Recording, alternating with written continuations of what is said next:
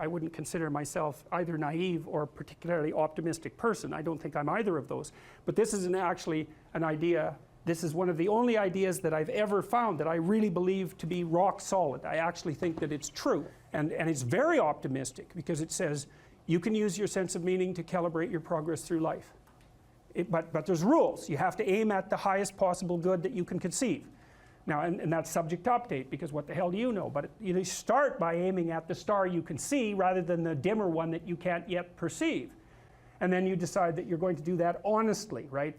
That's a big decision. So the first decision, I think, in some sense, is a decision of love. You're going to decide that being is worthwhile and that you're going to work for its betterment. And that's a decision that's based on love. And the second decision is based on truth. Having made that decision, you're going to play a straight game. Having made those two decisions, I think that you can allow your sense of meaning to calibrate your pathway. And then what's so interesting is that you hit a state that's as close to paradisal as you're going to hit right away, because being engaged like that, it's better to be engaged in the solution of a complex problem than not to have a problem at all. And that's no different than saying it's better for there to be being than non-being, because being is a problem. And so if you want to have no problems, then you have no being. And you could say, well, being is so miserable that maybe that's the route we should take. And fair enough, but maybe you can have your cake and eat it too. You can have the damn problem. It can be a problem worth solving, and you can be so engaged in solving the problem that it justifies the fact that the problem exists. And then you get to have the problem and the solution at the same time, and maybe that's better than not having the problem at all. And I believe that, because one of the things I have seen, and I've seen this being so interesting when I've been lecturing to people, especially more recently, and this has also manifested itself on YouTube. I'm talking to people a lot about responsibility, and it's young men in particular that seem to be responding to that. And I think that's partly because I think that young women, in some sense, have their responsibility map already laid out for them. It's also less voluntary in some sense for women, because they have more complicated problems to solve in the first part of their life, right? Because they have to get the family problem solved. But whatever. I've been talking in a very delineated manner about responsibility, which is a strange thing to sell to people, but responsibility is what gives your life meaning. And so then you might say, well, then take on ultimate responsibility. And what happens? You have an ultimately meaningful life. And then you might say, well, if your life is ultimately meaningful, doesn't matter if it's punctuated by tragedy or even predicated on tragedy. It's worth it. And I think that's true. And everything I've seen indicates to me that's true. Every time I get my clients to take on more responsibility, and it isn't an injunction. You're a bad person, you should take on responsibility. It has nothing to do with that. You can define the damn responsibility. It isn't something that someone else should impose on you. It's not a matter of doing what you should do in some abstract manner. It's not that. It's the choice of what game you're going to play. And you can play the game of the seeker, I would say, and if you play that game, then everyone wins. And it's the best game you can play. And so the answer, in some sense, to the tragedy of life, to the catastrophe of life, to the fall, is to adopt the responsibility of mortality that goes along with that, and to play that game maximally. And paradoxically, it's in the willingness to do that the solution emerges. And I have done my best with every single thing I've talked to you guys about. I have done my best to do what Dostoevsky does in his novels, which is I make a proposition and then I spend months or years trying to figure out if I can take the bloody thing apart, if there's something wrong with it, because I want to find out. I want to hit it with a hammer and see if it breaks. And what I've been trying to do is to tell you all the things that I've gathered, let's say, or laid out or articulated or discovered over the last 30 years that I have not been able to break with the biggest hammer that I could take to them. And I guess that's the fundamental one, is that I believe that the idea that lurks in these images, derived from very different cultures, it's the same idea. Life is suffering. Right. Indisputable. What do you do about that? You voluntarily accept it and then strive to overcome the suffering that's a consequence of that. And you do that for you, and you do that in a way that makes it better for other people. And then that works. And one question might be, well, how well does it work? And the answer is, the only way that you can find out is by trying it. That's it. That's the existential element of it. The proof is to be derived by the incarnation of the attitude in your own life. No one can tell you how it will work for you. It's the thing that your destiny is to discover that. And you have to make the decisions to begin with. It's like, because you can't do this without commitment. You have to commit to it first. That's the act of faith that Kierkegaard was so insistent upon. You have to say, I'm going to act as if being is good. I'm going to act as if truth is the pathway to enlightenment. I'm going to act as if I should pursue the deepest meaning possible in my life. And there's reasons to do none of those. They're real reasons. So it's really a decision. But you can't find out what the consequence of the decision is unless you make the decision. I think the same thing happens when you get married, by the way. So if you think you might leave, you're not married. And then you think, well, the marriage didn't succeed. It's like, well, maybe you were never married. Because the rule is, you don't get to leave. And there's a reason for that rule. Now, I'm not saying that there aren't situations where there should be exceptions made for that. That's not the point. The point is that there's some games you don't get to play unless you're all in. And the other thing that's so interesting about being alive is that you're all in. No matter what you do, you're all in. This is going to kill you.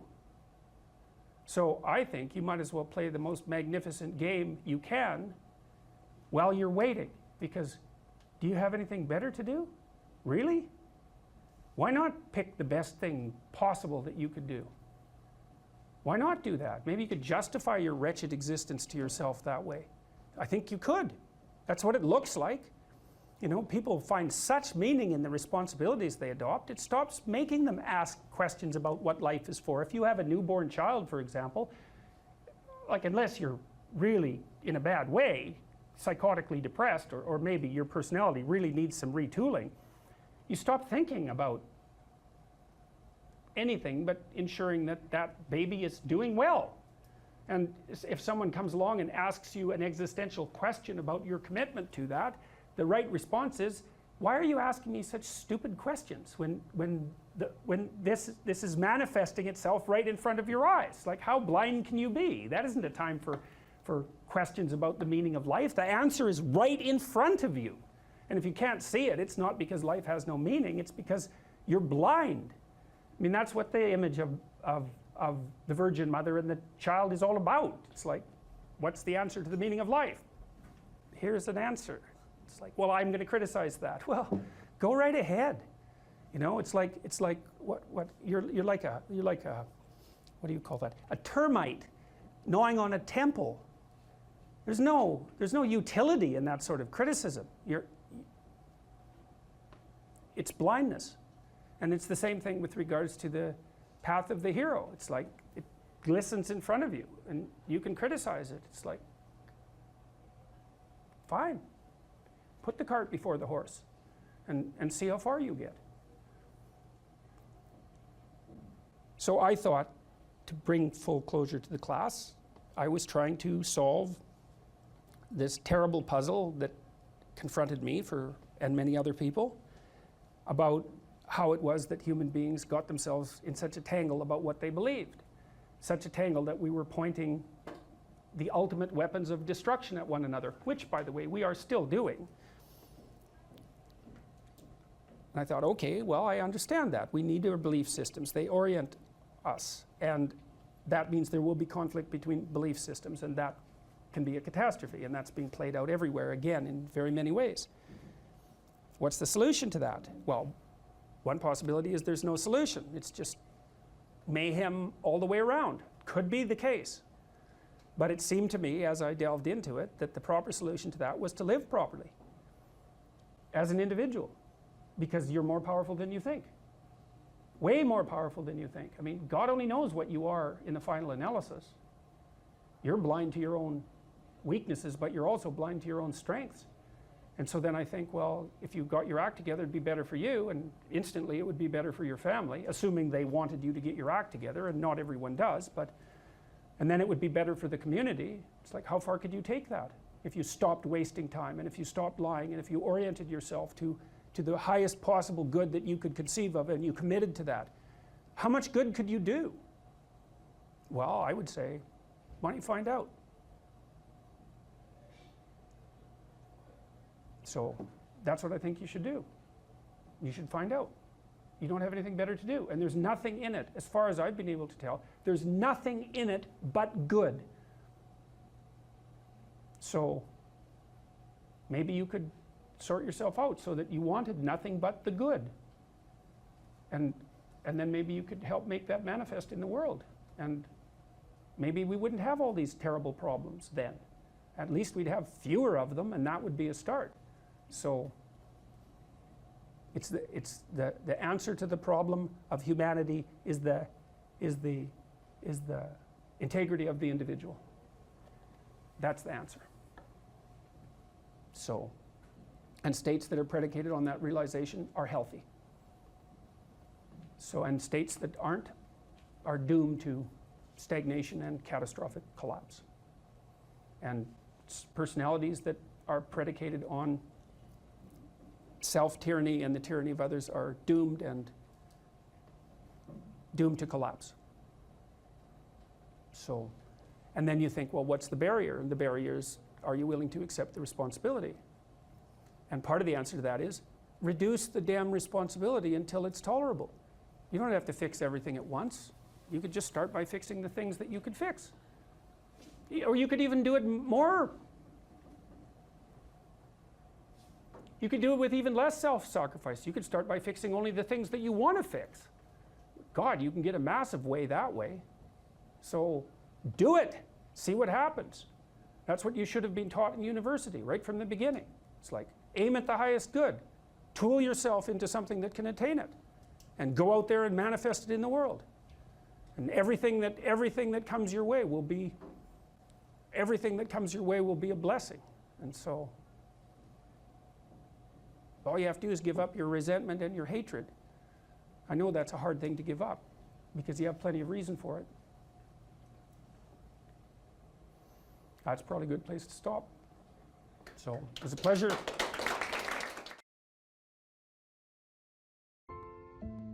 We should make a very clear distinction here that often when people are embittered and resentful and feel like they're victims, it's because really awful things have happened to them. Now, not always, but often. And so then the question is, well, if you're in a situation and something really awful is happened to you or has happened to you, then, well, why shouldn't you feel like a victim? And is there a better alternative? And part of what you were trying to lay out in this part of the book is what those better alternatives are. So part of looking for that hero is to find out from someone else's example. In your case, it was your mother, but these other sources that you described of people who were in a sort of hell in an undeniable sense, but who chose in a very real way to make it as good as it could possibly be given the circumstances. And so they had to turn to sources of power, let's say, and strength and fortitude and resilience that weren't in some sense obviously associated with the catastrophe. I mean, in your mother's case, it's a pretty tragic situation. She's a young mother, she has young kids, now she has breast cancer, and she fights a losing battle over a period of 5 years. That's pretty bad. And then you have to ask yourself, given that that's obviously pretty bad, how is it even possible that someone could handle that with not only grace and courage, but the kind of grace and courage that leaves their children with an an immovable sense of the ability to prevail in the face of the deepest adversity. I mean, that's really something. You said here, thousands have come before you and they did just fine. So quit your complaining. And it's not because you have nothing to complain about. That's not the case. It's that that's not the right approach. The fact is, and this is such an optimistic fact, as well as a judgment in some sense, the fact is that if someone else can do it, so can you. And that's something, right? If you're reading about the great heroes in history, people who are in these terrible situations, and you see someone rise to the occasion, and then you can say, well, that was a person who did that, and I'm a person, and so maybe I have that capacity too, even though I don't know how to approach it. And then some of the rest of your book, much of the rest of your book, I would say in some sense is a guide to help people figure out how they could approach that. One of the things you point out first is, well, notice who you admire, and then maybe try consciously practicing becoming like that. When you see someone in the depths of genuine suffering, hopefully what you're trying to do is to throw a lifeline, and one possible lifeline is compassion. And that's probably the right lifeline to throw an infant, you know, who's suffering, that sort of overwhelming compassion. But for someone who is an adult or making progress towards being an adult, the lifeline that might be thrown is, there's something within you that would let you be more than you are, and much more, and maybe enough more so that you could actually deal with this suffering so it didn't turn into hell and take everything along with it. And there isn't anything more optimistic than that. You say something here, which I think is extremely, I'm going to read something from your book here. It is true that character is to some extent innate. I would say what that does is that it provides each of us with a range of talents and a range of temptations. And so it's something like that. So it's the hand we're dealt, and there's certainly a genetic element to that. Our genetic makeup imbues in us certain proclivities, but it is as true that character is mostly a consequence of choices. Strangely enough, we all make them, and we should make them deliberately, with the knowledge that these choices are part of our responsibility toward a purpose other than our own selfish aims. That responsibility is to your family, friends, community, and country. That's something that conservatives put forward as a pathway to virtue. You know, and what's so interesting about that, as far as I'm concerned, as an antidote to atomistic liberalism, let's say, that hyper-privileges the individual, is that it's definitely been my observation as a clinical psychologist that in the depths of misery, the capability that you have to be of service to other people, your family, your friends, your community, your country, that's actually a saving grace under such circumstances. You know, and that people really find a deep and abiding meaning in that service. So it's not just finger wagging and the pointing towards duty. It's like, no, you don't understand that if you're in desperate straits, if your life has fallen apart, if you're nihilistic and miserable, and maybe you have your bloody reasons, because maybe you do, that's still the case that if you step outside yourself and you try to make the lives of other people better, that's the best possible thing that you can do for yourself. If you're thinking about your past, what it means is you haven't analyzed the causal chains. Because you might say, well, why do you remember your past?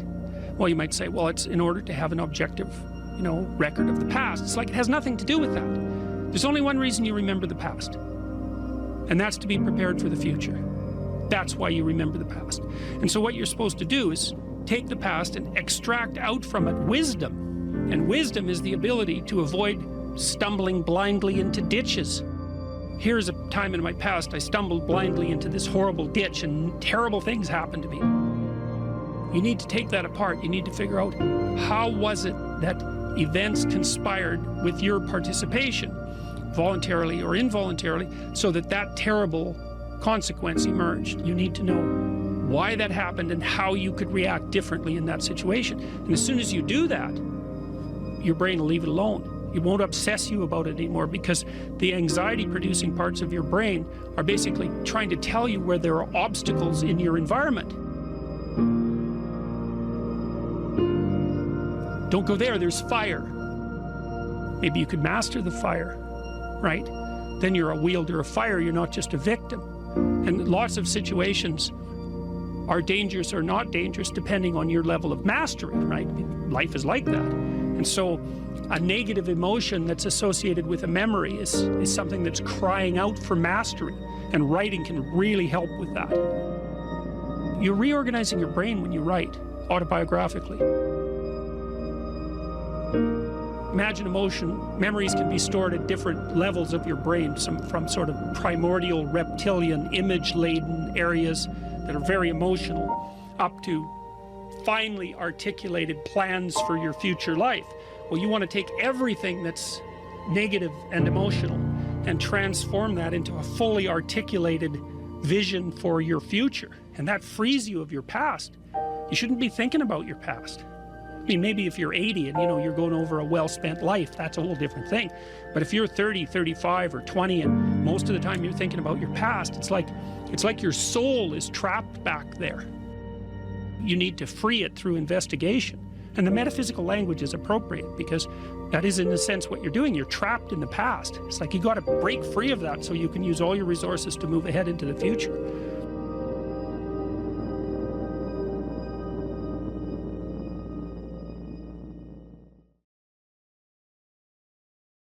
So imagine you have a goal in mind. You want to get to work in the morning. I used to ask my students a question like this, is like, what? Maybe they're going to write an essay. Why are you writing the essay?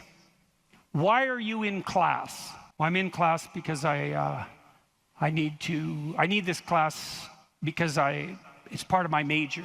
Well, why did you pick a major like that? Well, I'm interested in psychology. Well, why did you come to get a degree? Well, I think I need a degree to get a job. Well, why do you need a job? Well, I need a job to keep body and soul together, and maybe to be productive, and maybe to, you know, establish a name for myself. And why do you want to do that? Well, because, you know, it's part and parcel of living properly. And why do you want to live properly? And well, then, and how would you live if you lived properly? And at that point, people are usually unable to answer, you know, because you can just push people with questions about why until they run out of explanations.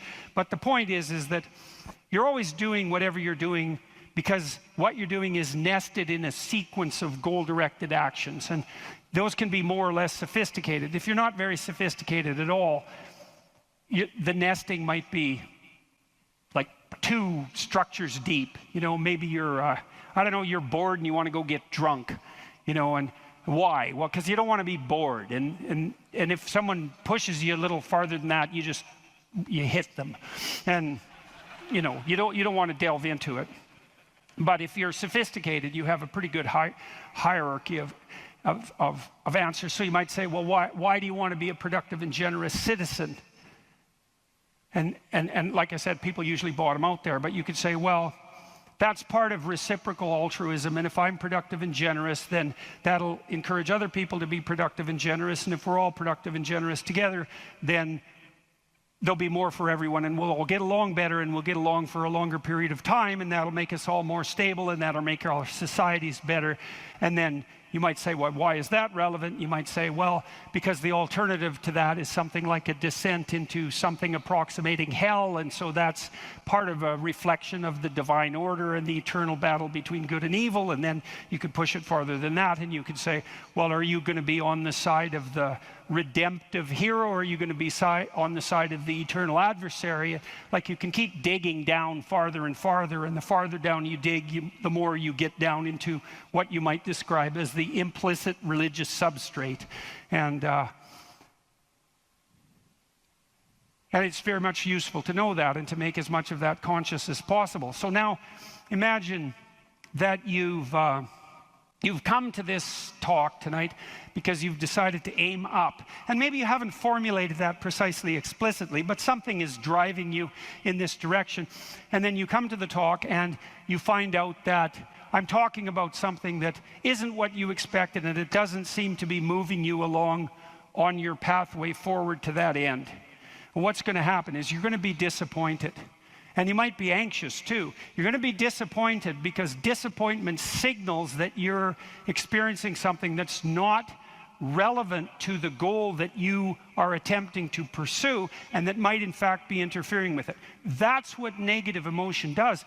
And maybe if you're disappointed in what I say, that also makes you anxious because you assumed that you would come here and I would say something relevant, because you assumed that you knew who I was, and then it turned out that I didn't, and then you don't know who I am, and then you don't know what you're doing here, and then you get anxious. And the reason you get anxious is because that's what anxiety is for.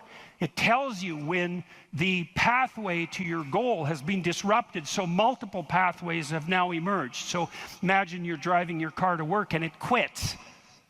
And what happens is you get anxious. And the reason you get anxious is because, well, you were beetling along quite nicely in your world, and everything was reduced to like a unidimensional simplicity. You weren't in a car as an object. You were in a thing that took you to where you wanted to go, and it was just doing what it was supposed to be doing, tracking you along the pathway to your goal.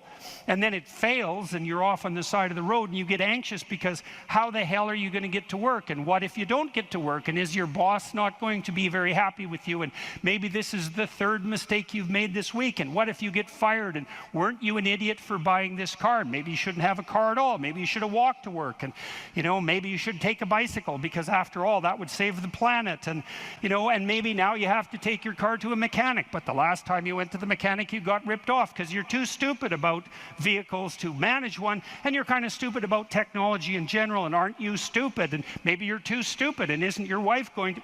That's anxiety, right? And that's the emergence of a multiplicity of pathways, right? And so what anxiety signifies is the degeneration of an attentional hierarchy into multiplicity. And the reason you get anxious and it feels bad is because now your body can't compute how much energy you have to put out in order to get to your goal.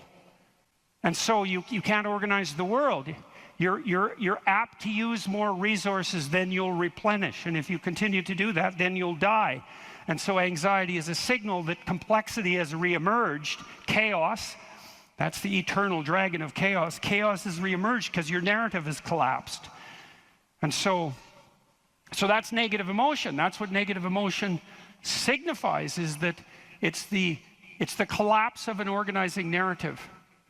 And so that's very interesting to know. So you feel positive. If I walk on the stage and I know I'm supposed to go to the front of the stage, say, and the reason I want to do that is because I know I have to talk to you, and that's and I want to talk to you because I think it's valuable to talk to you, etc. That's nested in a hierarchy of value. And if I see a clear pathway to the front of the stage, then that actually produces positive emotion. And that positive emotion impels me forward, because positive emotion does impel you forward. That's what it's for. That's how positive emotion is linked to action. So if you're enthusiastic because you can see a pathway forward to a valued goal, and that enthusiasm manifests itself. This is true even neurochemically. It manifests itself as positive motivation to move forward.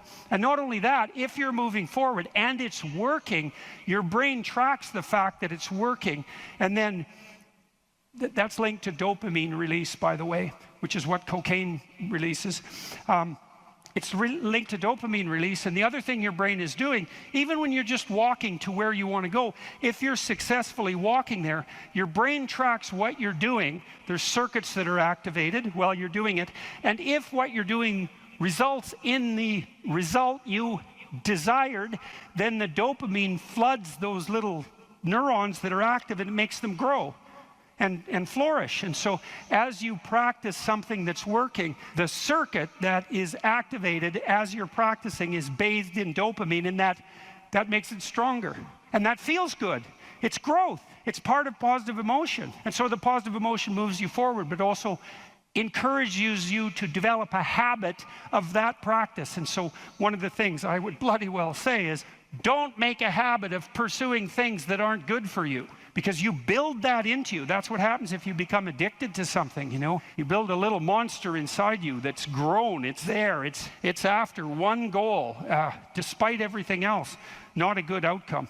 So now positive emotion also signals the fact that it's also an energy conservation observation. So as I move forward towards my goal, with each step I take, it's going to take less energy to get to the goal.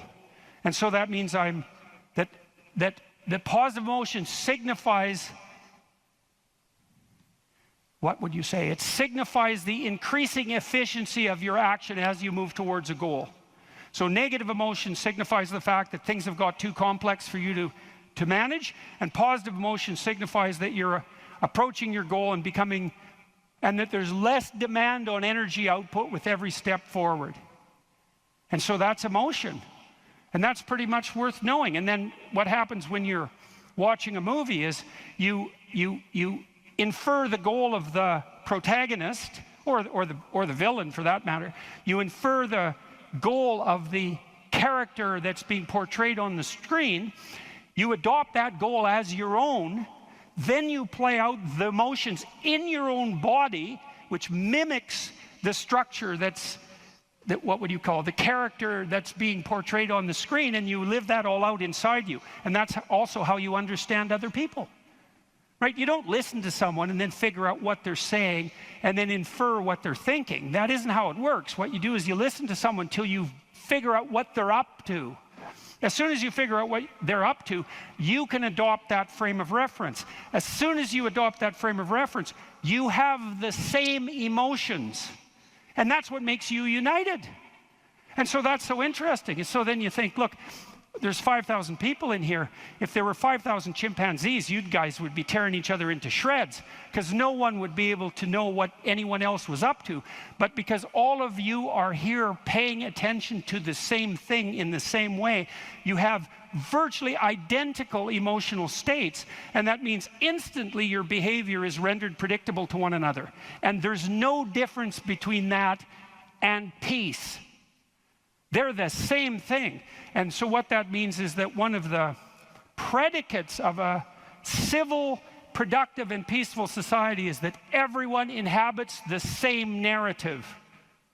And you might say, well, we don't need the same narrative. It's like, yes, we do, because if we inhabit a different narrative, then we're running emotionally in different directions, and we will not understand each other, and we will run into conflict, and that conflict can become deadly at the drop of a hat. And so it's a precondition for a civil society that everyone is united in the same narrative. And then that begs the question, right? What is the narrative insofar as we're unified? And another question, which is, what should the narrative be? Right? Now, the postmodernists figured out that we looked at the world through a story, but they said their mantra is they became skeptical of meta-narratives, which are uniting narratives. And that's all well and good to be skeptical about meta-narratives, but you run into the problem of internal disunion, because if you don't have a uniting narrative, then you're divided against yourself, and you run into the problem of social disunity, because if we're not looking at the same thing for the same reason, then we can't get along. And those are big problems. Now, the way the postmodernists glided over that immense cataclysmic problem was to offer the proposition that the narrative that unites us is just one of power and oppression, right? And that the fundamental motivation that guides, first of all, even your internal organization, your own internal tyranny, you're oppressing your id or your natural self. And then if you establish a relationship with someone like a marriage, well, that's just a manifestation of patriarchal oppression. And if you organize a business relationship, it's a relationship of mutual exploitation, and so far and so on, all the way up the political hierarchy, all the way back into the past.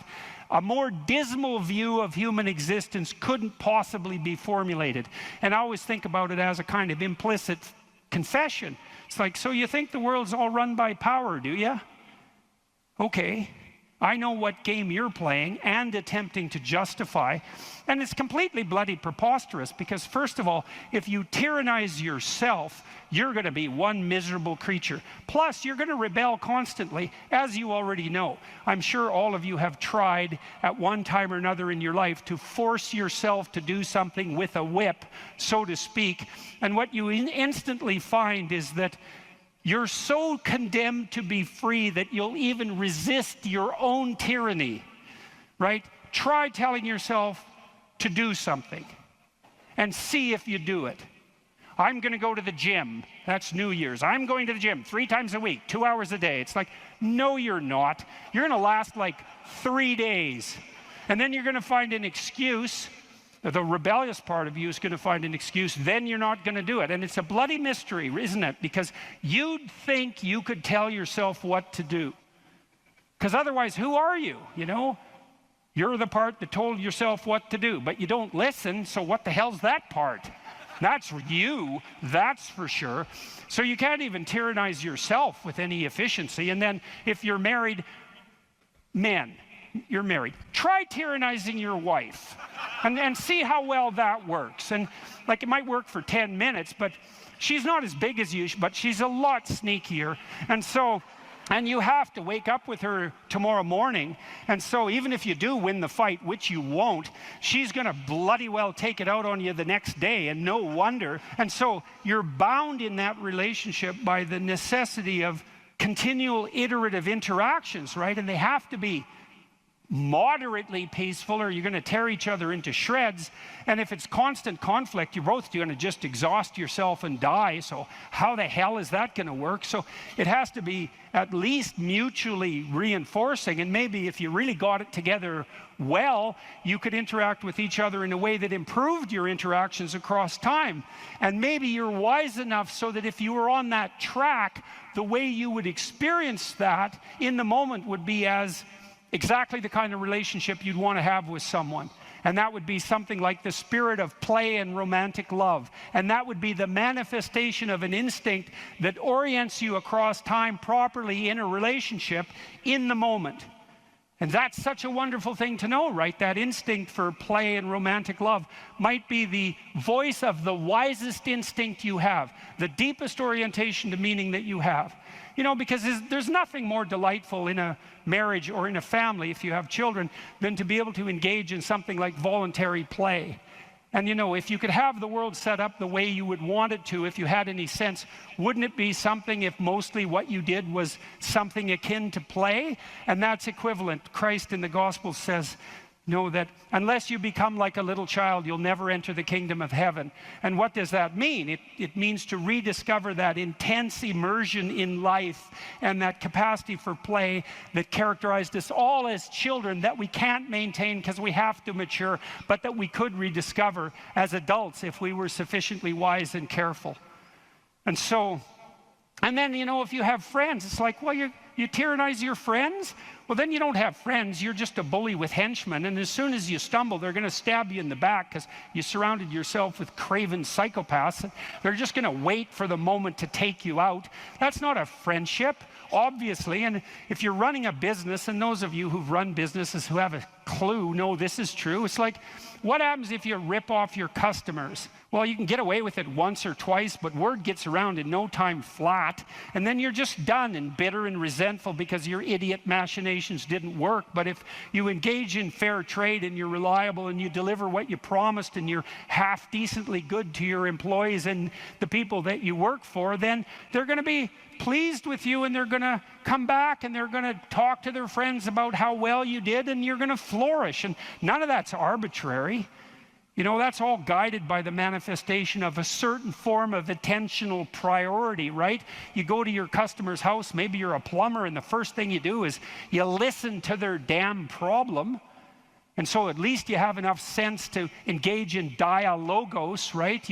You actually want to hear what the problem is, and then you actually want to solve it. And if you do that with some diligence, they're going to be pleased with you because they don't want sewage all over the rug. And so your interests are aligned, and if you offer what you promise, then you're going to evoke positive emotion in them and quell their anxiety, and that's exactly the service that you're offering. And so that means you're acting out the proper story. You're productive and generous and honest, and there's nothing arbitrary about that as a ethos that unites you internally and that also makes it possible for you to exist in a peaceful and productive society.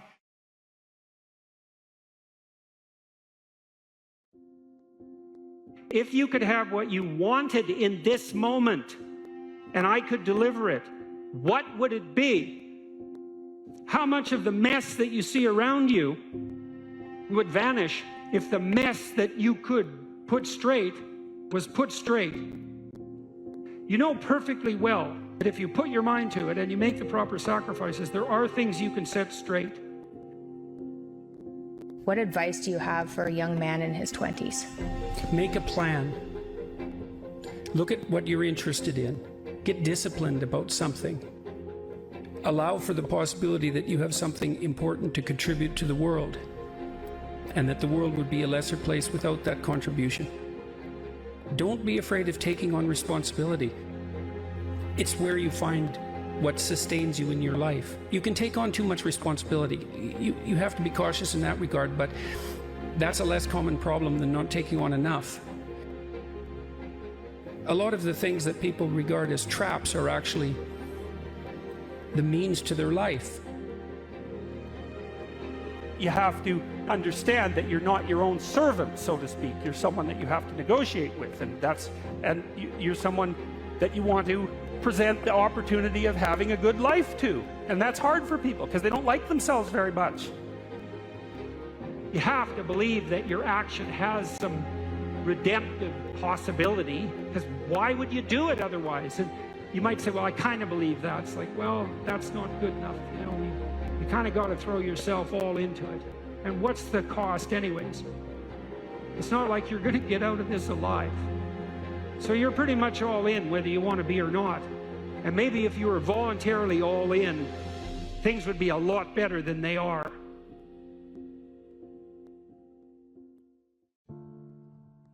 If the world isn't everything that you want it to be, maybe you're not acting the way you should. One of the things people do to buttress themselves against failure is to never let themselves really gain clarity about what they need and want. Let's say you try something, but you only do it half-heartedly. And then you fail, and you think, well, I didn't really fail because, you know, I held a bunch back in reserve, and so I didn't get what I wanted, but maybe had I been all in, I would have. And so you don't have to upbraid yourself too much for the failure. Now, it's a catastrophic way to live, to sit on the fence and to not commit, because instead of risking the possibility of failure, you engage in what's essentially the absolute certainty of failure. Because if you want something worthwhile and difficult, which you probably do if you want to have an adventure and go somewhere, then what's the chance you're going to get it if you're halfway in? You can't be halfway in, but that sort of protects you against failure, because you can tell yourself, well, if I tried, I could have done it. It's like, you know, you tell yourself that 200 times and your life's over. Better have a valued goal, because otherwise you can't get any positive motivation working out. And so the more valuable the goal, in principle, the more the micro processes associated with that goal start to take on a positive charge. And so what that means is, well, you get up in the morning and you're excited about the day, you're ready to go. And so as far as I can tell, what you do is you specify your long-term ideal, you specify your goal. You do that in some sense as a unique individual. You want to specify goals that make you say, oh, if that could happen as a consequence of my efforts, it would clearly be worthwhile. Would it really be so terrible if my life wasn't miserable? Would it be so terrible if I got what I wanted and needed, especially if I was doing that in the best possible way? Well, there isn't anything better to have than a problem that's worth solving. Like, that's really worth solving, right? And so the more of that you take on, the more you have a reason to get out of bed in the morning, no matter what. Like, I'm getting up, I'm trudging forward. It doesn't matter what I'm suffering from. I've got things that need to be done. They're necessary. And that gives you that sense of purpose that is the antidote to bitterness. So, yeah, there's lots of reasons to, you know, because I've thought for a long time, imagine you have a choice in front of you, because you do. So here's the choice. Your life is either meaningful or meaningless. Okay, so let's go through the meaningless part first. Because you think, well, of course I don't want it to be meaningless. It's like, yeah, just hold on a second. Nothing you do matters. And so impulsive pleasure is the order of the day. No responsibility. You can do whatever you want. It's like Pleasure Island in Pinocchio, right? Or it's like Neverland in Peter Pan. You're still a kid. You can play all the time. Yeah. Impulsive pleasure and no responsibility. That's the reward for meaninglessness. Well, but then the other side is, okay, well, let's say you want your life to be meaningful. It's like, okay, then what you do matters. It actually matters, right? Make a mistake, hurts you, hurts your family, hurts the world in a deeper way than you think. And you have to be awake to that. And then you have to take it on yourself. You know, I read about the Columbine massacre and the kids who undertook it. That'll make your hair stand on end if you want to read something that will really disturb you. Reading Eric Harris's writings will really disturb you. No matter how much you know about human beings, reading Eric Harris's writings will disturb you. And Harris is Cain, you know. He says it straightforwardly. He hates human beings. He hates being itself. He would destroy everything if it was within his power to do that. And of course, him and his colleague were motivated to produce far more carnage than they managed that day. What was successful was only a fraction of what they had planned. And Harris said very straightforwardly that he had set himself up as the judge of being, and that it lacked all utility in his eyes. Human beings certainly should all be removed from the face of existence because of their pathology and the fundamental horrors of being itself. So there's nothing in the Cain and Abel story that isn't real. It's real, and Cain complains to God, as people will when their dreams are dashed. And that goes for people who don't believe in God too. It doesn't really matter, you know. It's harder, I suppose, if you're atheistic to figure out who to blame. But that doesn't mean that the sentiment, well, it doesn't mean that the sentiment is any different, right? The same drama is being enacted. You shake your fist at the structure of being rather than at God himself, but it doesn't make any difference except in the details. So God responds to Cain and tells him that he's got no right to judge being before he gets his sacrificial house in order. And even worse, he says that Cain is the architect of his own downfall, and the invited catastrophe in into his own house willingly, and entered into a creative union with it, and therefore brought about his own demise. And it's that additional self-knowledge, and you can imagine too, you know, imagine that you're facing your life, you're facing the failures of your life, and let's say that you've had a failed life, and you're bitter about that, and then you meditate upon it, and you think, well, why has this come about? And then you think, well, perhaps I did something wrong. You know, when Alexander Solzhenitsyn wrote the Gulag Archipelago, which is the book that detailed the catastrophes of the Soviet Union and helped bring it down, there's one part of that book that just struck me so viciously when I read it. He was in the Gulag, and he was there for a very long time, and he said that he observed a variety of people in the camps who he really admired. They were rare. They were usually religious believers in his experience, who were not participating in the pathology of the camps at all, period, no matter what. He said he learned a lot from watching those people. He had a hard time believing that they even existed, that they could even exist. But he said that one of the things that he was brought to as a consequence of watching those people live their contract with goodness out even under the most horrifying of conditions was that it was possible that he himself was responsible for his position in the camp. Now, it's a very dangerous line of argumentation, you know, because who wants to be the one who blames the victim for the catastrophe? You know, you have to be very careful when you walk down that road. But Solzhenitsyn was speaking about himself. And he said, well, he was a communist, you know, and he arrogantly and forthrightly moved the movement out into the world and had not fully gone over his life with a fine-tooth comb to find out what mistakes he had made that brought him so low. But his contention eventually was that part of the reason that he ended up where he ended up was because he and many others had completely forfeited their relationship with the truth and allowed their society to degenerate into deceit and tyrannical catastrophe without mounting sufficient opposition.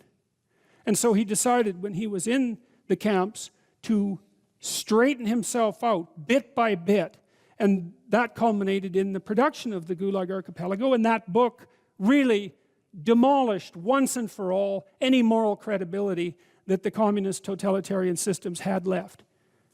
And so one man in the depths of catastrophe who determined through good example, at least in part, to stop lying, produced a book eventually that demolished the foundation of the very system that had imprisoned him. And that is really worth thinking about. That's one example of the absolute grandeur of the human soul and the capacity for transformation that it has when let loose properly on the world.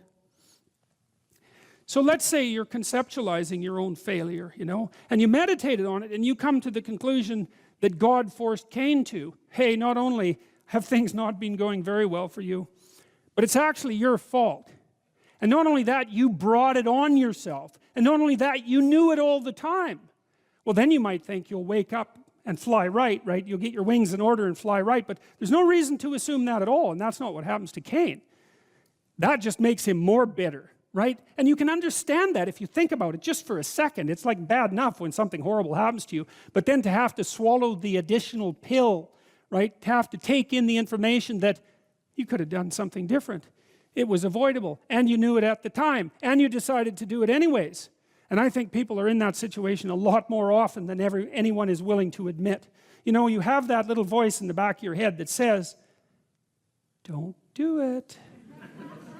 And you override it. And you know it's arrogance that makes you override it. It's always arrogance, you know. It always warns you. It's always arrogance. Yeah, I can get away with it. It's like, no, you can't. I don't think you ever get away with anything. So, and maybe your experience has taught you different, but my suspicions are it hasn't. And if you think it has, well, the other shoe hasn't yet dropped.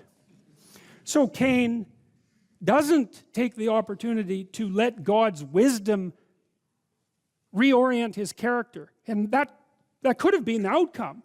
He could have got down on his knees, so to speak, and said, oh my God, I've been wrong all along. I've been living improperly. I've been making the wrong sacrifices. Abel deserves everything he has. I got exactly what was coming to me. You know, could I possibly now straighten myself out and live in repentance and improve my position? But that's not what he did at all. He said, all right, fair enough. I get it. It's like, I'm going to go after the thing I most admire, and I'm going to destroy it. And I'm going to do that despite its cost to me. And I'm going to do that just to spite the creator of being. Well, that's exactly what Harris did at Columbine. It's exactly what he says, in fact, in his uncanny writings. It's why the mass murderers always shoot themselves afterwards, not before.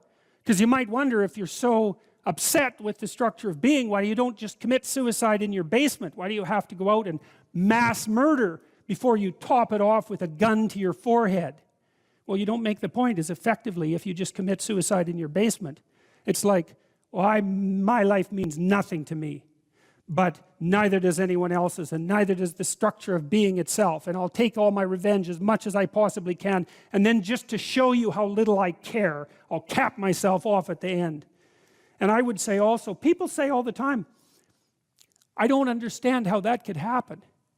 It's like, I don't believe that. I think an hour of thought, of real thought about your darkest feelings about existence itself, illuminates the pathway to that sort of behavior quite clearly. And I think if you, I mean, I might be wrong. Like, I might be a darker person than most, and it's certain.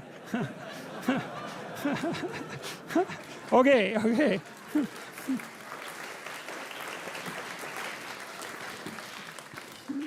Well, at least I think there are plenty of people out there who are sufficiently dark to know exactly what I mean when I'm saying these things. And I would also say that if it doesn't leap to your understanding how that pathway might be illuminated, then you need to know a lot more about yourself than you actually know now. Because whatever you might say about someone like Eric Harris, he was a human being too, you know. There's this idea in the New Testament that Christ was he who took the sins of the world unto himself. It's a very complicated idea, but part of it is associated with the idea that he met the devil in the desert as well. To take the sins of mankind onto yourself is to understand that within you dwells exactly the same spirit that commit the atrocities at Columbine or that ran the camps at Auschwitz, and to actually understand that that's part and parcel of your makeup, and then to take responsibility for it. And I think that in the aftermath of the terrible 20th century, that's what we're left with. We're left with the necessity to take responsibility for the most terrible aspects of ourselves. And that way, perhaps we can stop those terrible things from happening again. That's all.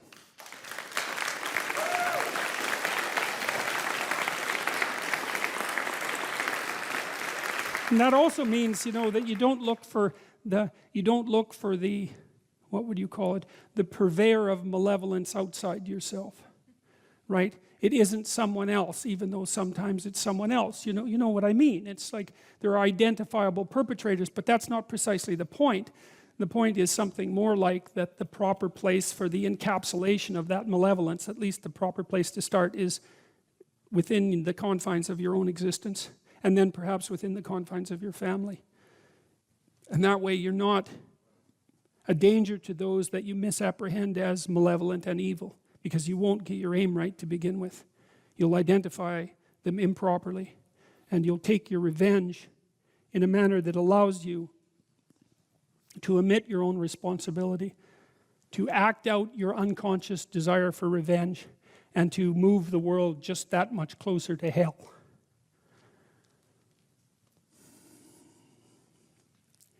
Well, so Cain kills Abel.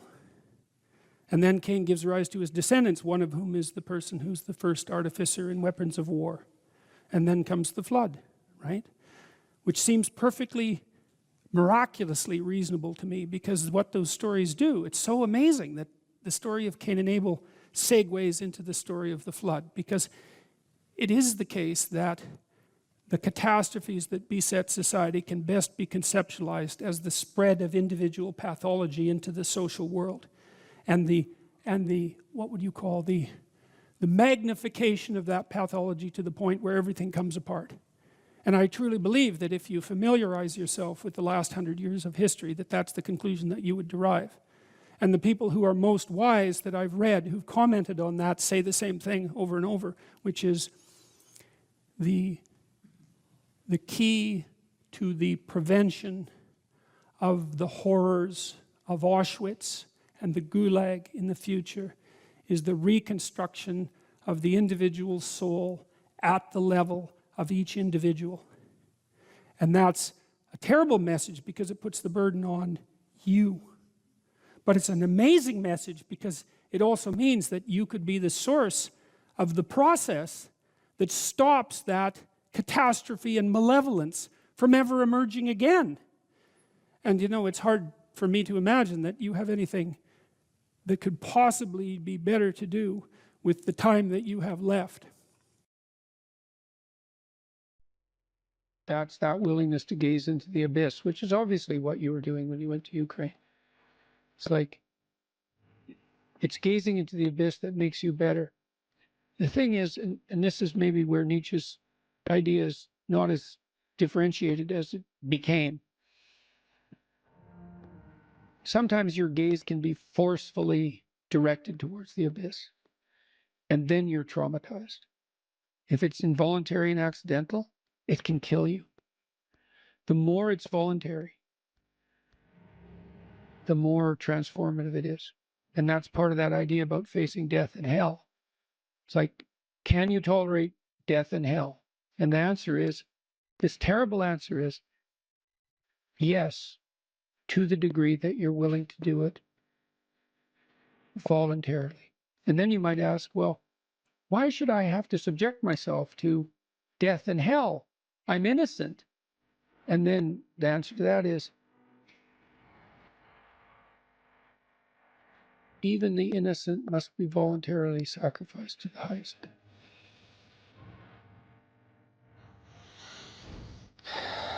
That's such an interesting distinction. Voluntary suffering. Voluntary, yeah. Yeah. Well, that's why the central Christian doctrine is pick up your cross and follow me. And I'm speaking not in religious terms saying that. I'm just speaking as a psychologist. It's like one of the things we've learned in the last 100 years is voluntary exposure to that which freezes and terrifies you in measured proportions is curative. The first thing I do as a clinician, if someone comes to me and says they're depressed, is ask myself a question.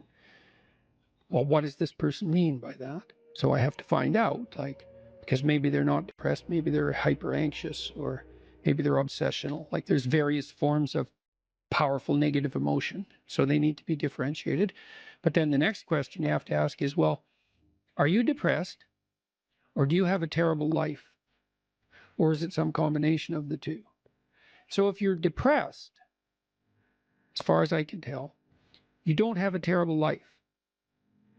You have friends, you have family, you have an intimate relationship, you have a job or a career. You're about as educated as you should be given your intelligence. Use your time outside of work wisely.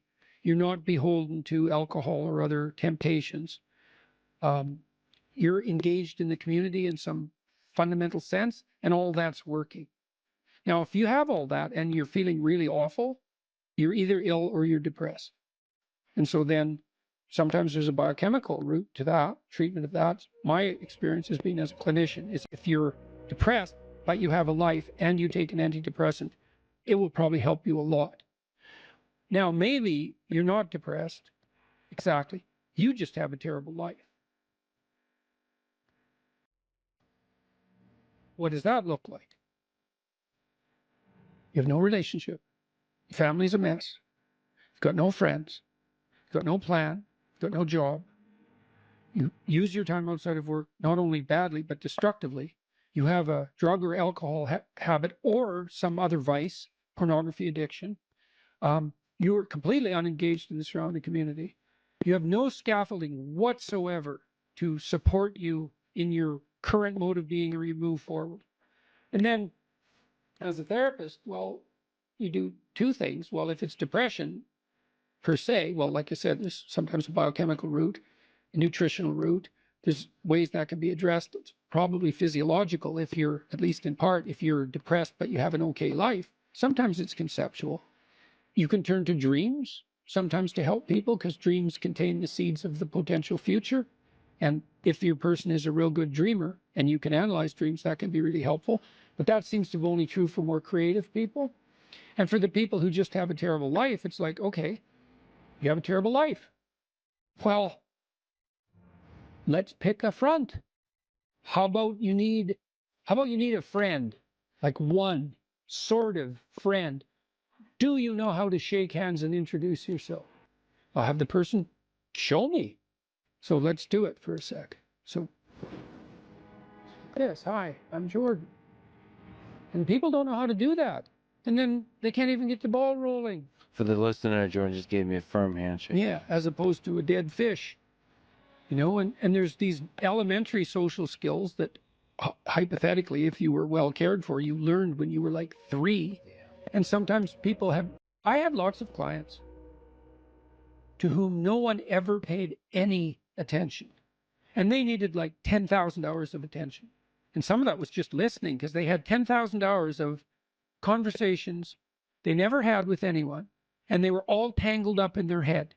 And they had to just, one client in particular, I worked with this person for 15 years. And what she wanted from me was for me just to shut the hell up for 50 minutes. It was very hard for me. And to just tell me what had happened to her. And then what happened at the end of the conversation, then I could discuss a bit with her. And then as we progressed through the years, the amount of time that we spent in discussion increased in proportion in the sessions until by the time we stopped seeing each other, when my clinical practice collapsed, we were talking about 80% of the time. But she'd never been attended to properly, ever. And so she was an uncarved block in the Taoist sense, right? She hadn't been subjected to those flaming swords that separated the wheat from the chaff. And so you can do that in therapy. If you're listening and you're depressed, I would say if you can't find a therapist, and that's getting harder and harder because it's actually become illegal to be a therapist now because you have to agree with your clients, which is a terrible thing to do with them. Just like it's terrible just to arbitrarily oppose them. You could do the self-authoring program online because it helps you write an autobiography. And so if you have memories that are more than 18 months old that bother you when you think them up, part of you is locked inside that. An undeveloped part of you is still trapped in that. That's a metaphorical way of thinking about it. That's why it still has emotional significance. So you can write about your past experiences, but I would say wait for at least 18 months if something bad has happened to you, because otherwise you just hurt yourself again by encountering it. You can bring yourself up to date with an autobiography. There's an analysis of faults and virtues. That's the present authoring. And then there's a guided writing exercise that helps you make a future plan. That's young men who do that, could go to college, young men who do that, 90 minutes, just the future authoring, 90 minutes, they're 50% less likely to drop out. That's all it takes. Like I had clients who were so depressed they literally couldn't get out of bed. So what's their first step? It's like, can you sit up once today? No.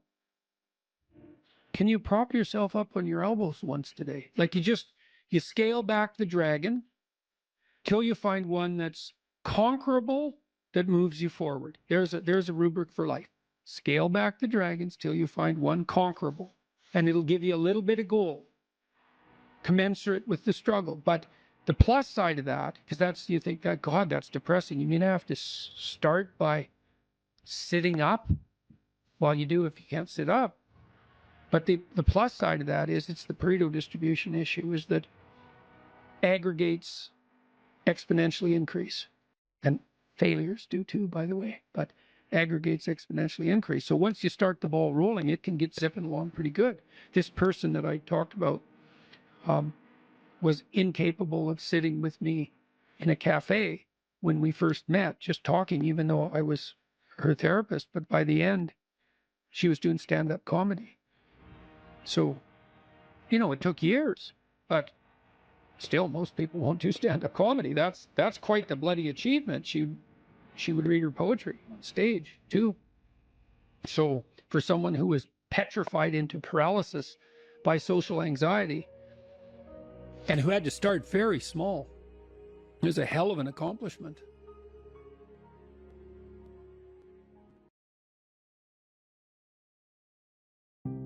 I don't know what the hell you should do with your life. I can help you figure it out, maybe. We can talk about it, but you are the person who has to decide if the things that you're aiming for, get you out of bed in the morning. And then you got to specify the transformation processes and start practicing them.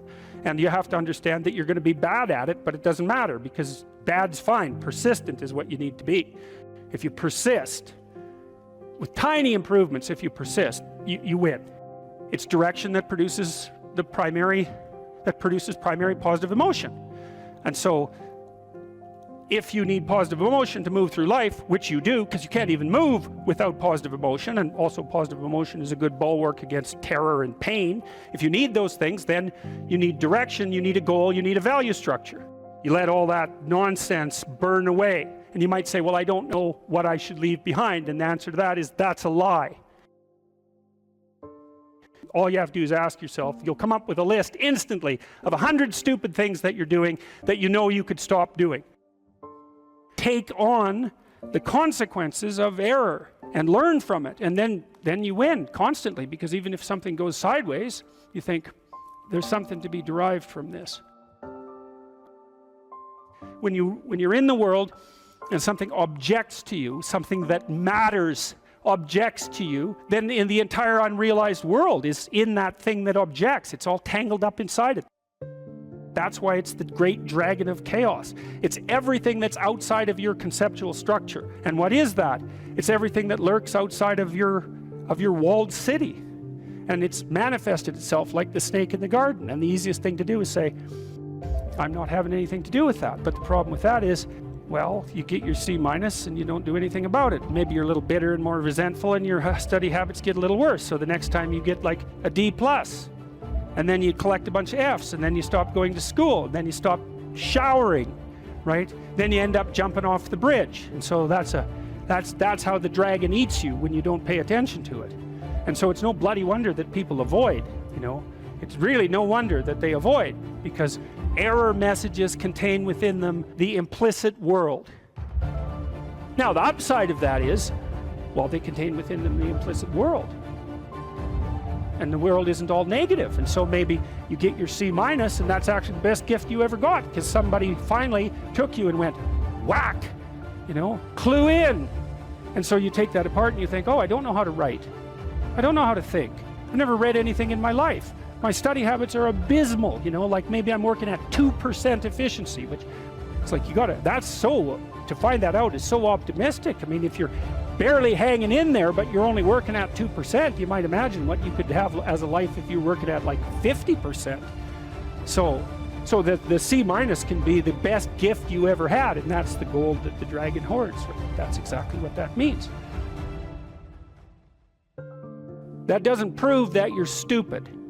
And now it implies that you might be stupid, but it doesn't, right, really, it does, and that's why you don't want to look at it. Maybe it implies that you're lazy, or implies that you're ignorant, or like it implies all sorts of terrible, but you don't want to leap to that, and that's sort of the proclamation of innocence before guilt.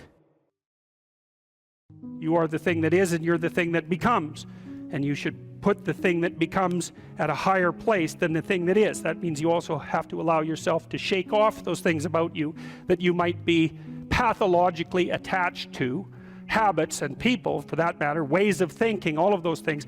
You have to allow yourself to shake those off, and that's more like a burning. That's why the phoenix is the symbol that it is, right? It's old and it deteriorates, it bursts into flame, and then it's reborn. It's like, well, do you want to be reborn? It's like, well, that's not the question. The question is, do you want to burst into flame?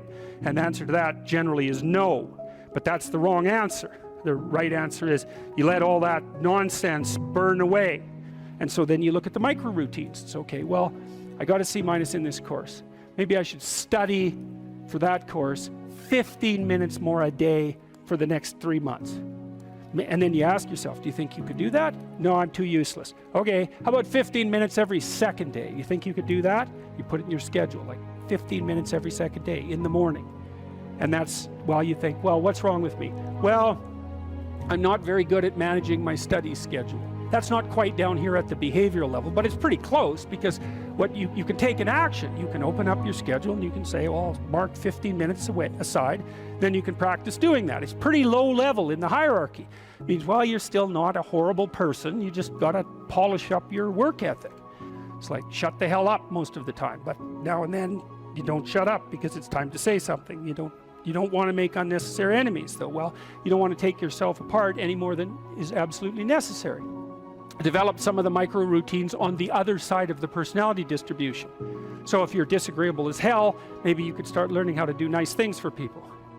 And that actually works, by the way. So if you take disagreeable people who are depressed and you get them doing nice things for other people, their depression tends to lift. But then by the same token, if you're agreeable, then you should practice doing some things for yourself and being more tough-minded in your negotiation. You know, you're extroverted. It's like, okay, man, learn to spend some time with yourself, right? You're low in openness. Well, try reading a book that's outside of your, your sphere of interest now and then. If you're conscientious, well, you should probably learn how to relax occasionally, and so forth. So you can, I think partly what you're doing as you're developing your personality is not moving the mean much, the average, where you're located, but you're extending the standard deviation so that you're a bigger bag of tricks than you were before. Life has got its rat's nest of miseries, and that's for sure. And maybe you could even make a categorical statement that life is mostly a rat's nest of misery. And you can make a pretty powerful argument for that. But then there's a counter question, which is, well, what if you tried not to make it any more miserable than it had to be, right? Then what would it be like? I would suspect that most of that misery would go away, because it's the unnecessary misery that really brings you down. It's like, well, if someone has cancer, it's like, that sucks. But it's not like you can say, if only we had done this differently, then that wouldn't have happened. But when someone's out like torturing you in a malevolent way, or maybe you're doing the same, you can always ask yourself, well, is this really necessary? Is this just like a useless add-on to the miseries of life? That's what disheartens people. And so even in your own life, if you aren't suffering from self-imposed misery, and you're only suffering from inescapable misery, maybe you could handle that, and even maybe without becoming irredeemably corrupt. So the goal would be, well, yeah, life is a rat's nest of miseries, and maybe it has no ultimate meaning. We could say that if we're feeling particularly pessimistic, but it still leaves one question open, which is, if you didn't do everything you could to make it worse, how good could you make it be? And the least answer is, well, it could be tragedy, but maybe not hell.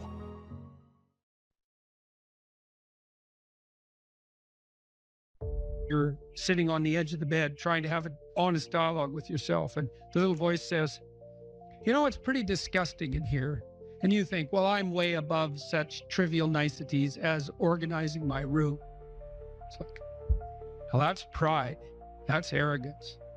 If you're above organizing what's actually yours, how in the world are you ever going to organize anything else? And so you get on your knees and you think, well, it's time to, you know, take a brush to the toilet. And maybe that's where you start. And that works. Like, that works. You start making those micro improvements, like real micro improvements, real on the ground, actual micro improvements to things you know that are wrong, you'll improve unbelievably rapidly. There's always people out there who are doing far better than you on pretty much anything you want to imagine. And if all you're doing is seeing yourself in their reflected light, let's say, then it's going to be pretty damn dismal. But it's not a good comparison because, well, first of all, there's danger in just comparing yourself to others, period, because they're not you. And God only knows what struggles they had to undertake to get to where they were, or what burdens they're currently carrying that you're not aware of. But you can certainly contrast yourself with yourself. And that's a lot better. It is the only way. Well, it's also the only way of really measuring anything approximating proper improvement. You can actually tell when you're a little better than you were yesterday. Right. And you can actually do that. That's another thing that's so interesting about it, is that you can actually make yourself a little better in some way, pretty much. Well, I don't know if it's at every moment, but you can certainly do it every day. Let's say you want to become who you could be in the fullest sense. So let's say you're someone who's going to solve some serious problems. Okay, the first thing you have to do is admit to the seriousness of the problems. That's no joke. And so the first thing is just the terror of the problem itself. And that's enough to paralyze you, right? And that's the Hydra, that's the Gorgon with the head of snakes. It'll paralyze you and turn you to stone. That's the basilisk in the Harry Potter series. Mm-hmm. You look at it and it turns you to stone and lurks underneath everything, right? And it's malevolence and tragedy. And so there's that. And then the next is, well, you're going to take responsibility for that? You're really going to do that, are you? That's a hell of a load, man. And so it's daunting to even consider that. And then there's the discipline and responsibility that necessitates, which is also daunting. It's like, oh my God, the problem's that serious. I'm really going to have to get my act together in order to not contribute to it, much less solve it. And so the problem is terrible. And then the solution is daunting. But the upside of that is like, well, there isn't anything better to have than a problem that's worth solving, like that's really worth solving, right? And so the more of that you take on, the more you have a reason to get out of bed in the morning, no matter what. Like, I'm getting up, I'm trudging forward. Doesn't matter what I'm suffering from. I've got things that need to be done. They're necessary. And that gives you that sense of purpose that is the antidote to bitterness. Okay, well, let's say you want your life to be meaningful. It's like, okay, then what you do matters. It actually matters. Or how starting to clean up the room changed their life. That's quite fun because it's something I always tell people to do instead of going out and protesting. Jesus, I just can't stand Cleaning up that. the room? Yeah. Meaning? Well, my sense is that if you want to change the world, you start from yourself and work outward because you build your competence that way. It's like, I don't know how you can go out and protest the structure of the entire economic system if you can't keep your room organized. Well, I made a video call, which was called Message to Millennials, where it was called How to Change the World Properly.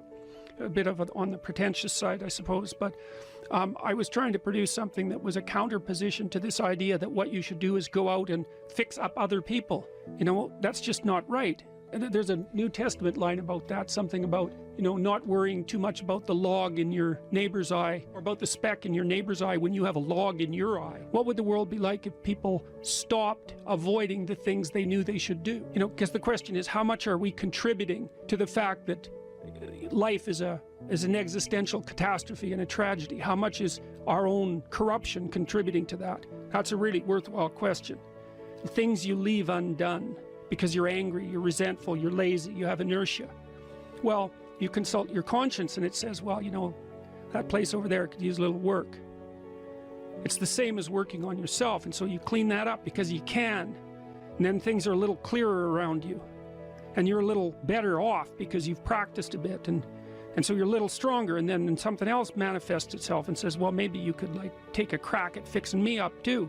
So you decide to do that, and then that gets a little bit more pristine, you know, and soon, and it's humble because you're not exceeding your domain of competence. You know, it's like, don't be fixing up the economy, 18-year-olds. You don't know anything about the economy. It's a massive, complex machine beyond anyone's understanding, and you mess with it at your peril. So, and can you even clean up your own room? No.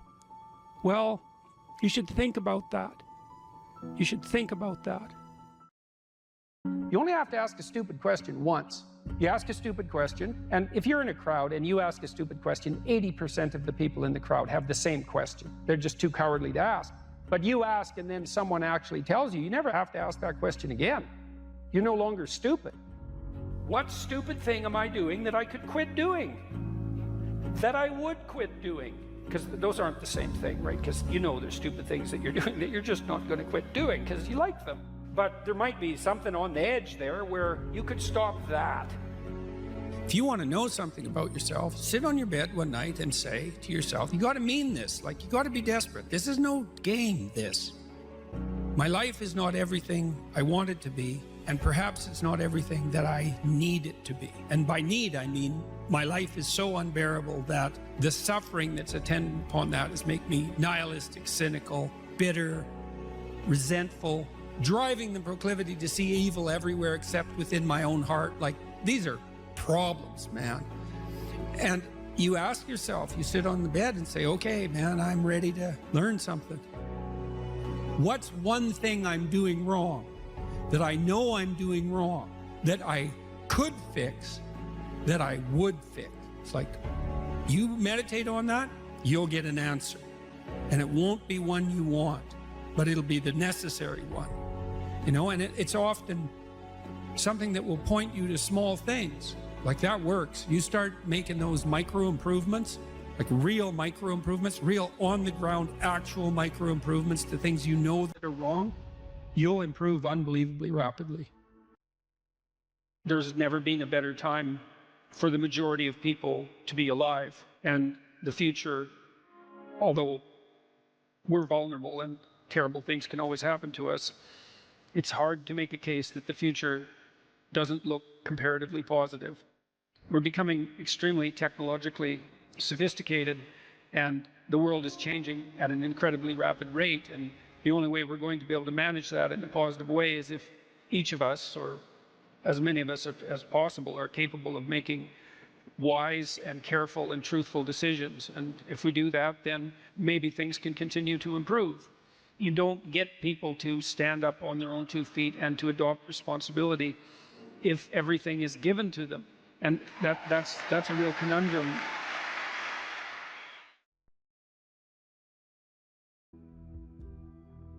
I had lots of clients and students who were chaotic in their orientation to life. They didn't know what to do, and they didn't know what to do about not knowing what to do. It's like, I don't know what to do with my life, and I don't know what to do about my ignorance. And my reaction to that, in some sense, wasn't exactly the reaction of a clinician, because not a typical clinician, because typical clinicians are liberal Protestant in their fundamental orientation, and they tend to think of psychological development as something like self-actualization, right? It's really a self-development process. But that wasn't my observation, partly influenced by the developmental psychologist Jean Piaget. I had a more communitarian view of human development than that, and my observation was that most people find the cardinal meanings in their life not as a consequence of the development of their self, whatever that is, but in service to other people, in the adoption of responsibility. You know, because you're told, be responsible, and it's a finger-wagging thing again, you know, that if you were a good person, you be responsible, you do your duty. But no one ever says, well, because that's where you find the abiding meaning in your life, and you need that meaning to sustain you through suffering. And that's definitely the case. You know, I was very ill for a number of years, and a lot of what got me through that wasn't my own special nature, let's say, but the support of my family and the support of my friends and the support of the broader community made a huge difference, not only psychologically, because I knew people were supporting me, but also practically. You build yourself a community, you sacrifice yourself in the service of other people, not so much because you should, although you should, but because that is where meaning is to be found, and you need a deep meaning to sustain you through tragedy. That's the arc. And you find that deep meaning, and you know, there's a notion that it's better to give to receive than to receive, and it sounds like a Hallmark greeting card in some sense, and people are cynical about that too. Well, yeah, you say that because you should be good and think that, but if you watch yourself, you'll see that it's true, because one of the things that's been really pronounced element in my life is that you know, people thank me from time to time for things that I've done or said. And there isn't a better experience than that, you know, that you've put something out that's actually a manifestation of what you truly believe, and the consequence of that is part of the redemptive process for someone else. There is nothing that's better than that. Zero, nothing. In fact, I don't think there's anything that's even in the same conceptual universe of that in terms of its intrinsically rewarding properties. There's nothing better than to have people, perhaps particularly people you've never met, tell you that what you have been doing has had a salutary effect on their lives. And so that's a hell of a fine thing to aim for. And why not aim for it, you know? Because you could do it. If you put, I wouldn't even say necessarily that you put other people first, because I think that's a mistake, but I do think it's the case that you treat other people in the manner that you would wish to be treated if you were treating yourself properly. And that's also a sophisticated thing, right? To learn to treat yourself properly. Because that doesn't mean you get to fulfill every momentary whim, because that's what you do when you're 2, and 2-year-olds can't live without their parents. You know, you have to be wise enough to govern your current behavior in light of the future. And that's really what it means to be an adult. It's what it means to forestall gratification and to attain the responsibility of an adult. And the reason that you should do that, because you should, is because it's actually better, you know, in all ways. It's a panacea for suffering to adopt that responsibility. So I would tell my clients and students as well, it's like, well, let's just take a look at where other people find meaning, you know, and we'll see how your life matches with that. Do you have an intimate relationship? Yes or no? The right answer is yes. Now, maybe not for you, and maybe you don't right now, and maybe you have your reasons not to because you're a singular person in that regard, but probably not. Because that's like a third of life. And so if you don't have that, that might be one of the reasons you're not doing so well. And the fact that you don't have it might be an indication that you're not oriented in the proper direction. Oh, I can give you an example of that. I had many people question me when I was just on tour. This is a question that came up quite rapidly, often in the Q&A sessions. How do I find the right person when I'm dating? How do I find the person who's right for me when I'm dating? And I got that, or on the internet. I got that question like 3 times in a row, and I thought, because I always think this, what about that question? What's wrong with that question? Something wrong with that question. How about, how do I conduct myself so that I am the best possible partner?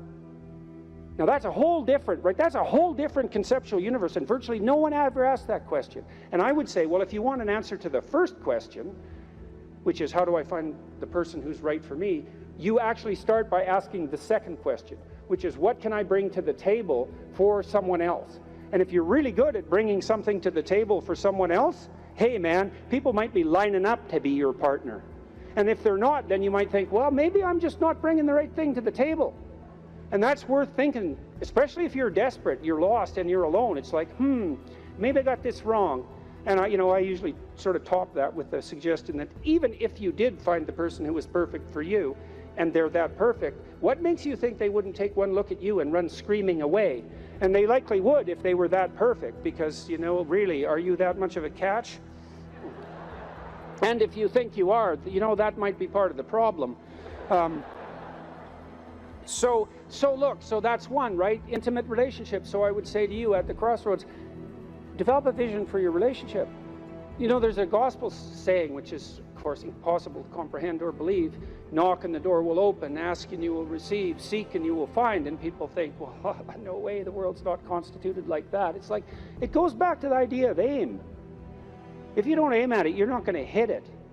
And you know, it might also go back to a question about what do you mean by ask and what do you mean by want? Because it isn't just some casual request. You know, you're praying to God, I wish I could find my wallet or something like that, as if he's the casual granter of magical wishes, like a fairy with a magic wand.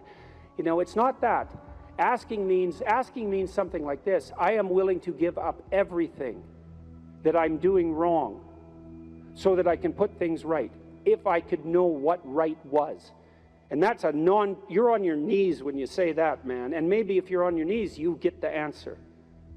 And so that's worth thinking about. So, you know, if you knocked and you wanted to walk through and you asked and you wanted to learn, you know, and you sought because you wanted to find, maybe you would receive and be answered and find.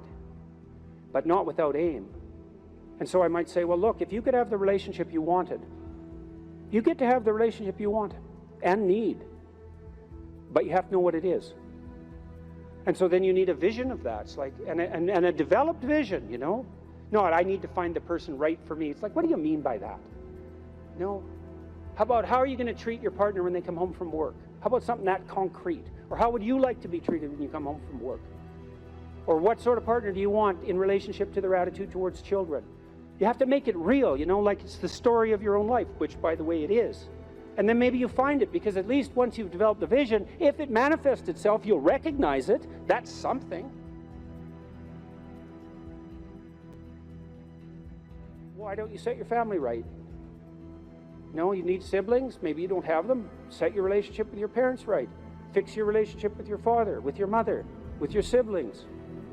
The same thing. And then what sort of relationship do you want to have with your children? You know, if you could have what you wanted. I had a very good relationship with my children. My daughter, as I said, was very ill, so that made things complicated. But I had a great relationship, and still do, with my son. It's one of the lights of my life. And we concentrated on making that relationship pristine, you know, both of us, and my wife as well. And so you imagine, well, I want my son to love me. I want my son to respect me, and vice versa. I want a child who can make mature decisions. I want someone I can rely on. I want someone who other people gravitate towards. Because I can have what I want if I'm willing to make the proper sacrifices. And so that's a good thing. Could you set your family straight? Well, you need a job or a career. So what can you offer, and what can you bring the world in that regard? And then I would say, well, if you're thinking about career success in this Tower of Babel manner, then that's a temptation. But you might think, well, how much good could I do if I had the opportunity in the shortest possible period of time, if I went all in? And then there's an aim, man, there's an aim. And then you might think, well, what would that look like? You know, if I was a light to my community, if I was a light to the people I work with, who would I be if I was like that? And then you can conceptualize that, and you can see when you deviate from it, and why couldn't you correct for the deviations and move towards that? And then you might say, well, are you going to make productive use of your time outside of work? Productive and generous use of your time? Productive, generous, and meaningful use of your time. How about that? You're going to control your susceptibility to temptation, regulate your alcohol and drug use, because alcoholism takes out lots of people. Regulate your sexual temptation. You can control yourself for some reason that's worth controlling yourself for. You know, because there's something to being sybaritic. There's at least the momentary pleasure. It's not nothing. And you're not going to sacrifice that, if you have any sense, unless you sacrifice it to something clearly better.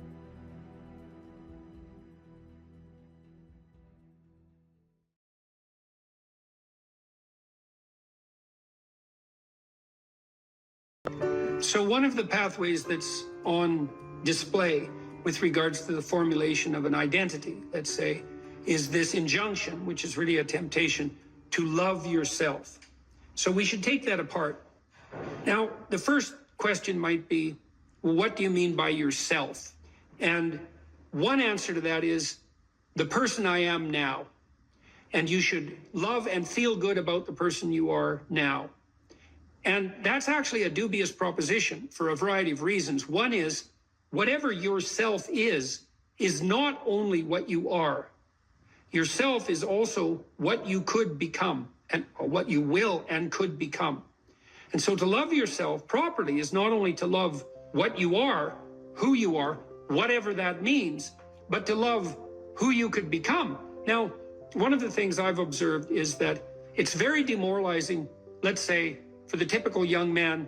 It's true for the typical young woman as well. So we'll say the typical young person who's miserable and maladjusted psychologically and socially, if you just go to them and say, well, you should feel good about yourself, because they think you're good just the way you are. You're perfect just the way you are. You should accept yourself just the way you are. It's like, well, okay, so what does that say about who I should become? Is that just now off the table because I'm already good enough in every way? So am I done or something? What about who I should become? And then, well, how should I feel good about myself when I don't? Because I'm not getting along with myself. I'm anxious and hopeless and nihilistic and depressed. And I'm not getting along with other people. So how is it that that's all somehow something I should feel good about without being deluded? And these are complicated questions because you don't want to beat yourself with a stick, which might be the opposite of that as well. Feel bad about yourself. It's like, no, be judicious and merciful with yourself and think that you need to accept yourself in some way, the way a mother accepts a child. But the maternal spirit is not the only spirit that governs the love that a child requires properly. You have the paternal spirit of encouragement as well, which is, well, we need to shelter and protect you and to provide for your security the way you are, but you could be a lot better and should be, and I have faith that you could be, which is the love that I'm delivering to what you're becoming rather than what you are. And so love that you direct towards yourself is partly directed towards that maternal care that's sort of the minimum precondition for basic flourishing, combined with an attitude of encouragement towards the possibilities of your being. And so that's a much more sophisticated so-called self-love, partly because it's the kind of love that envisions you as something that unfolds across time. And it's a much richer conception because it also implies that there's a responsible adventure to your life. Like you're not all you could be, and there's pain in that. And there's the necessity for a certain amount of judgment about that, and even a certain amount of exclusion, because what you are that is insufficient in some sense should not be allowed to propagate further. But if it's conjoined with encouragement, it's like, yeah, you're in a rough situation there, kiddo, but here's some things about you that are virtuous and good, and they're pretty powerful actually. And if you just made those more manifest, you could dispense with a lot of this immaturity and misery, and you could expand yourself out into life physically and psychologically, and you could start walking this pathway that makes things better. And the thing is that as soon as you start walking the pathway that makes things better, then things immediately become better because your whole orientation changes. And if you're in a bad place but you're escaping, that's pretty positive, even if it's a bad place. And you might think, well, it's still bad, but it's better. It's like, well, that's a lot better than a bad place that's getting worse. That's for sure, because that's hell. Hell is a bad place that's getting worse. That's for sure. And so if you take the bad place and it's getting better, well, it's already not hell. That's a start. And so this notion of love, we've confused this with the maternal instinct for an infant. It's like, because an infant under 6 months is like, well, of course, your attitude towards an infant is you're exactly okay the way you are, in the sense that there's nothing to do with an infant under 6 months in the most fundamental sense, except to provide them with total care. But that's not what you do to any child that's older than 6 months. You start laying down some criteria for becoming, for improvement. And some of that improvement, because we could define it, well, there's nothing more perfect than a child, than a baby. It's like, yeah, but that's not true if the baby's 14 years old, right? It's true if the baby's 6 months old and actually a baby. But by 9 months, well, the child is going to start to interact socially. And now there's some principles that the child has to learn to abide by so that social interaction is optimized.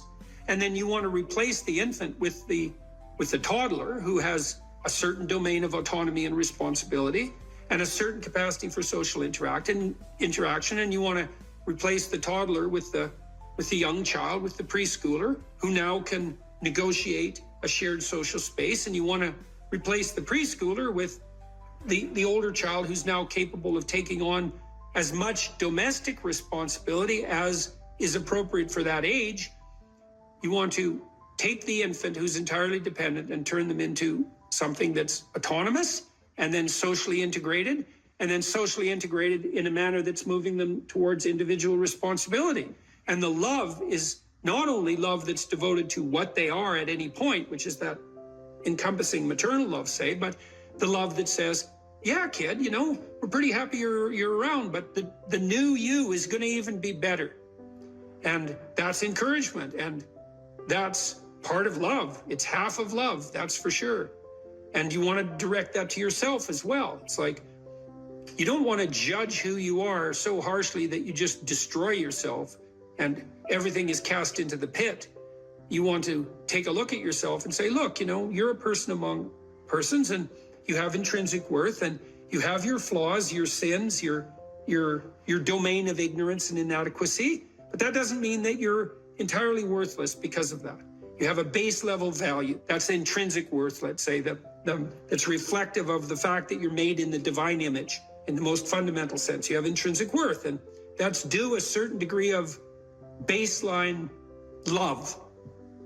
But there's the becoming problem. It's like, well, especially when you're young, most of you is still in the becoming phase. And so why wouldn't encouragement be the hallmark of love? It's like, get the hell up, get your act together, adopt some responsibility, put your life together, develop a vision, expand yourself beyond the narrow confines that are causing your misery. And we think you can do it. You could do it. You should do it. The world would be better off if you did it. You'd be doing better if you did it. Everything would work out better. Why would we not work to make everything work out better? And you're the person who could do it. And you tell young people that and they think, well, no one ever told me that before in that way. And they think, well, maybe I should get my act together. And then they go out and try to get their act together in some micro ways, and they think, well, turned out that worked, and I'm less miserable. I could try doing it a little bit on a broader scale. And they try that, and they think, wow, people seem a lot happier with me. I have more friends, and I'm more popular, and I'm a little more physically attractive because I'm standing up a little bit straighter. And then away they go. And why would you, unless you believe that human being is corrupt and pathological in its essence, which many people now seem to believe, or at least some dread spirit seems to insist, and people agree with it. If you don't buy that, then you think, well, yeah, you unfold, man. Unfold all those manifold possibilities that lurk within and be a force for good in the world, and that'll be the adventure of your life. And I guess we could also add to that a bit of a disquisition on truth. So you should be oriented by love, and you could say, well, that's the desire to care for being and becoming, however it's manifest, to want that to turn out in the best possible manner. That could be your goal. I want things to turn out in the best possible manner. And you have to decide if that's true, because people are tempted to create little hells around them all the time. So don't be thinking that necessarily you want that, because it's not that easy to orient yourself so that that's all you want, because you're bitter and resentful and angry. And so all of that's going to interfere with that vision of love. And then you might say, well, now that you have that vision, what do you have as weapons to clear your path, let's say, or to set things in order as you move forward? And one of the answers to that is, we have truth. Well, why? Well, because you want to contend with the world the way it is, obviously. So truth is going to be useful in that endeavor. And then you might say, well, if I could get away with something by not telling the truth, why shouldn't I just lie? If I could get what I wanted and if I could avoid responsibility, why not lie? And the first answer is, well, what makes you so sure you want to avoid responsibility, except narrowly in this moment, because it's not a good medium to long-term strategy and everyone knows it. And what makes you think that manipulating people in the short term so that you can gratify a whim is going to be a useful iterative strategy? It's like, it's not. So you can dispense with that. And so what do you do when you tell the truth? Instead, is you predicate your actions on an axiom of faith, which is that nothing better can happen than that which happens if you live in truth. And that's a statement of deep religious faith, because the evidence for that can only be gathered as a consequence of manifesting the actions that are predicated upon that axiom of faith. You don't know till you lay it out. But you can say, well, I believe that the truth will set me free. And then you think, well, the truth will set me free. Who's me? Back to identity. Well, if you're lying, it's not you by definition, because if you're lying, you're attempting to implement a falsehood. You're attempting to falsify the world and yourself. That's what a lie is. And so if something happens that's good because you lied, it's not happening to you. It's a reward for the spirit of deceit that you allowed to inhabit you. And if you reward the spirit of deceit that you allowed to inhabit you, it will grow. And I would not recommend that. That's a very bad idea. In the contrary situation, you live and speak in truth, and then things happen. They're happening to you. That's your life, man. That's your adventure. And one of the things that's very interesting about the truth in that regard is that it provides a certain optimal unpredictability. You know, if you're talking to someone, you think maybe you're being interviewed, or maybe you're having a discussion with someone, you think, I'd like to impress this person. It's like now you have a little vision of what the instrumental outcome of the conversation could be, so that it reflects positively on some narrow conception of a desired future state. I want this person to be impressed with me, so I'm only going to say things they want to hear and that sound impressive. That's all lies. It's like, well, maybe you'll get that result, but it won't be what you want because it's predicated on a falsehood.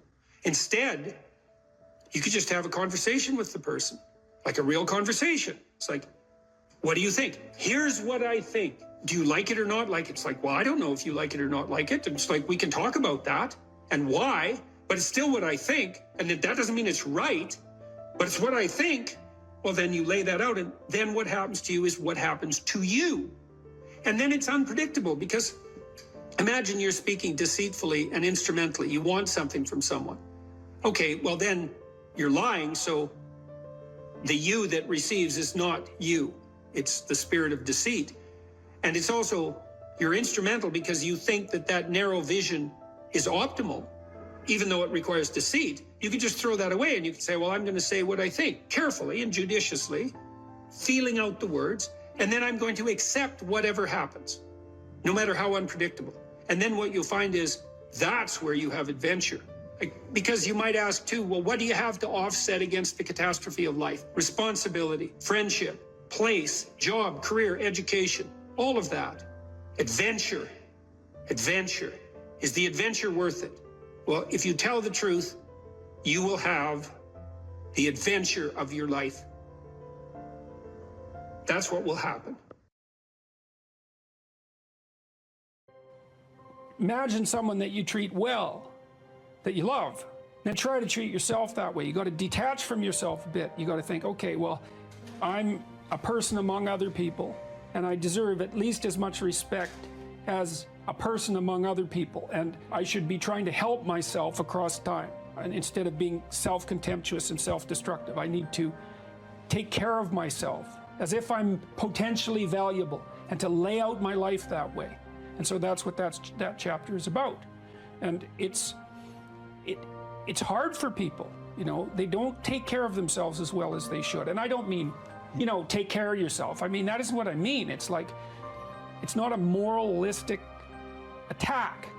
It's like, it's an encouragement to give yourself a bit of the benefit of the doubt. Take care of your room, take care of your things, like have some respect for yourself. It's like there is a lot of potential within you, and there's many things that you can do, and you're necessary more than you think to the unfolding of things. Like if you make a bunch of bad decisions, things get worse, not just for you, like things get worse. And so it matters what you do. And so part of what you do is you want to treat yourself as if what you do matters. And so you want to have some respect for yourself.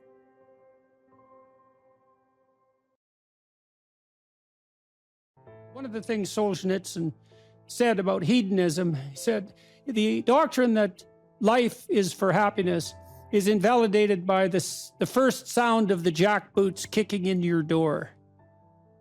And so then the question is, well, what do you do in the face of suffering when your philosophy is hedonic, is hedonistic? And the answer is collapse. And that means that happiness as an aim is shallow and weak. It cannot withstand suffering. Obviously, because when you're suffering, you're not happy. And if the purpose of life is to be happy, then when you're suffering, your life has no meaning. And then if you're suffering and there's no meaning in the suffering, then you're really suffering. That's really hell. But then you think, and this is something that's really heartened me. I talk to my audiences, especially to the young men. I say, look, first of all, don't aim at being happy, because that's just not going to work, especially when the storms come and Barbarians are beating at the gate. You can just forget about that. And there's going to be times in your life where you're suffering so much you can't believe it. And so you're going to need something a hell of a lot more robust than happiness to get you through that. And then you might say, well, what's more robust than happiness? Or maybe even what's more robust than pain? And then you could say, well, how about adventure? How about adventure? How about we go out and sail the uncharted seas, you know? How about we go and, Jesus, I talked to a guy the other day. He's a driver for me down in Nashville, where I am, ex-military guy, special forces guy, tough as a bloody boot, now works as a cowboy out in Montana, you know, a real character, perfect bloody American archetype. He knew he wanted to be in the special forces when he was 5. So I talked to him for like half an hour trying to figure out what motivated him, you know? And he told me probably 10 stories about his life, all very colorful and deep anecdotes, battle and rescue and physical privation and discipline. And every 10 minutes he said, I was looking for a new challenge. And then I was looking for a new challenge. And then I'd already done that, so I was looking for a new challenge. And for him, life was nothing but a sequence of impossible mountains to climb. And that's exactly what he wanted. And that's what I think we all want. You know, in the story of Abraham, when Abraham is perfectly happy in his father's tent, eating peeled grapes and, you know, having his diapers changed, even though he's 80 years old. And God calls him out to adventure. And it's very catastrophic, right? Because Abraham encounters tyranny and starvation and war and conspiracy to steal his wife and his own proclivity to lie cowardly. And this is all like that's his first sequence of adventures. And you think, well, what the hell's going on here? It's certainly not the case that God called him out to be happy. And I think the right moral to draw from that story is that God, so to speak, has called us out for something far greater than mere happiness. So much greater than happiness that happiness pales in comparison. He's called us out for the adventure of our life that's of sufficient moral integrity to justify the suffering. And that's something. And if you tell people that, if you let them know that, you know, well, that makes them stand up and cheer, eh? Because deep in their heart, they know that's true. They're hearing that spirit of adventure calls you to be a patriarchal despoiler of the planet. And that demoralizes young men. And that's, of course, exactly the point, because demoralized young men aren't oppressors, although, yes, they are.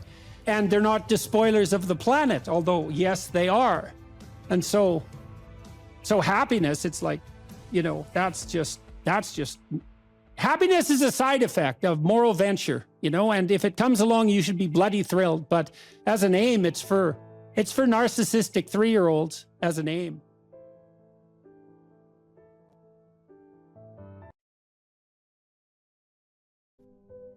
Final rule. It's called pet a cat when you encounter one on the street. And it's the most personal chapter in the book. It's a lot about my daughter.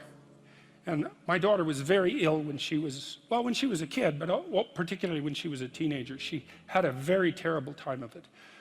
She had juvenile rheumatoid arthritis, and when she was between the ages of 14 and 16, it first destroyed her hip, which had to be replaced, and then it destroyed the ankle on her other leg, which had to be replaced. And she walked around for 2 years on broken legs, and she was taking massive doses of opiates and could hardly stay awake.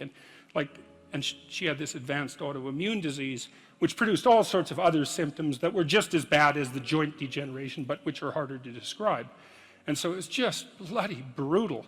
You know, and as a test of your faith, there's almost nothing that's more direct than a serious illness inflicted upon an innocent child, right? And so the chapter's a meditation on that, and also on, well, what to do in a situation like that, because everyone is going to have a situation like that in some sense, you know, because you'll be faced with illness in the people that you love and in crisis. And so it's a practical guide to coping with those sorts of things. Like, and one of the things you do when you're overwhelmed by crisis is you shorten your time frame. You know, it's like you can't think about next month. Maybe you can't even bloody well think about next week, or maybe not even tomorrow. You know, because now is just so overwhelming that that's all there is. It's like, and that's what you do. You cut your time frame back until you can cope with it. And if it's not the next week that you see how to get through, then it's the next day. And if it's not the next day, then it's the next hour. And if it's not the next hour, then it's the next minute. Okay, well, so So that's another issue in some sense that seems to make the postmodernist critique even more correct. How in the world are you going to extract out a canonical interpretation of something like that? It's like it's not possible. But here's the issue, as far as I can tell.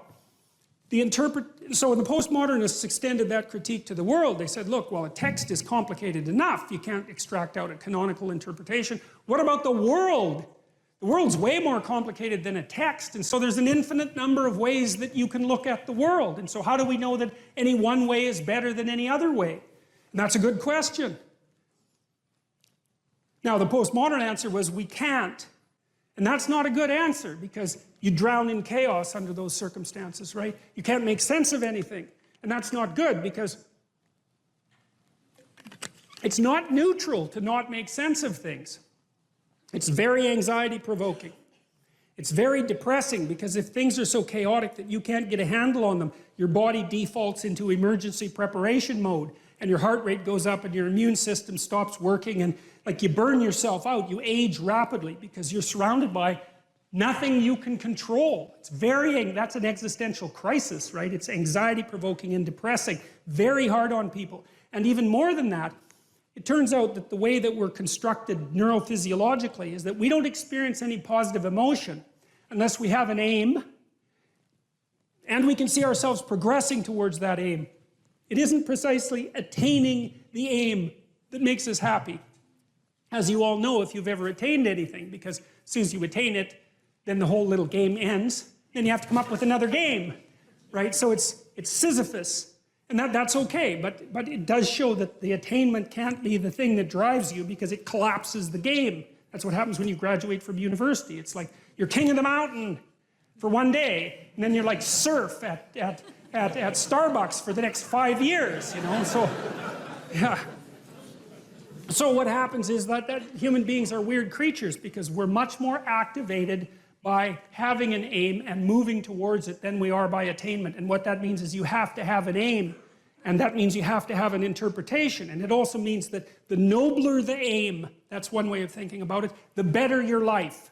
And that's a really interesting thing to know, because, you know, you've heard ever since you were tiny that you should act like a good person, and you shouldn't lie, for example. And you might think, well, why the hell should I act like a good person, and why not lie? I mean, even a 3-year-old can ask that question, because smart kids learn to lie earlier, by the way. And they think, well, why not twist the fabric of reality so that it serves your specific short-term needs? I mean, that's a great question. Why not do that? Why act morally? If you can get away with something and it brings you closer to something you want, well, why not do it? These are good questions. It's not self-evident.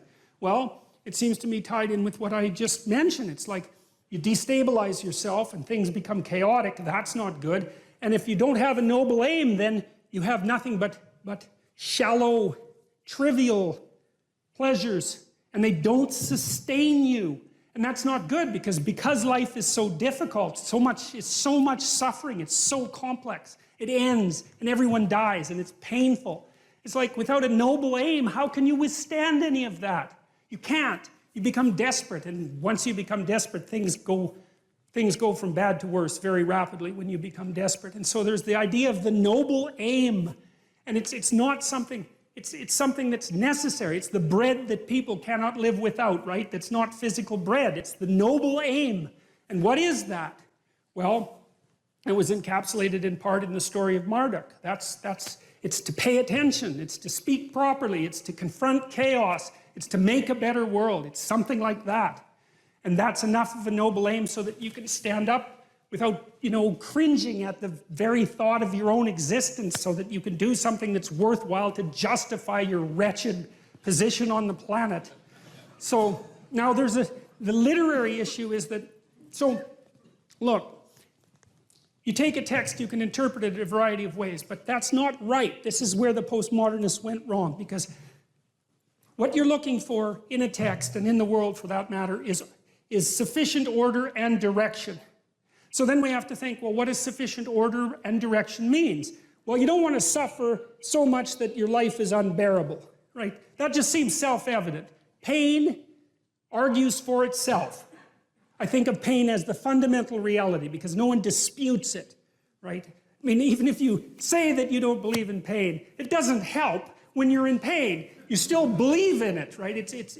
You can't pry it up with logic and rationality. It just stands forth as what the fundament of existence, and that's actually quite useful to know. You say, well, you don't want any more of that than is absolutely necessary. And I think that's self-evident. And then you say, wait a minute, it's more complicated than that.